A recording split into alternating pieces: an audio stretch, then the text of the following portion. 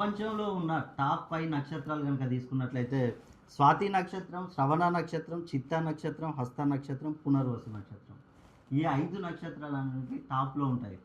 ఈ 5 నక్షత్రాల్లో జన్మించిన మనము దేవుళ్ళను గనుక చూసుకున్నట్లయితే స్వాతి నక్షత్రంలో లక్ష్మీ నరసింహస్వామి, శ్రవణ నక్షత్రంలో విష్ణుమూర్తి, చిత్తా నక్షత్రంలో ఆంజనేయ స్వామి, హస్త నక్షత్రంలో వినాయకుడు, పునర్వసు నక్షత్రంలో శ్రీరామచంద్రమూర్తి.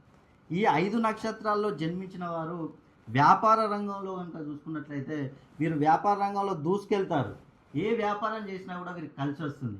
అదేవిధంగా చదువులో విద్యార్థులైతే చదువులో ముందంజలో ఉండే అవకాశం ఎక్కువగా ఉంటుంది.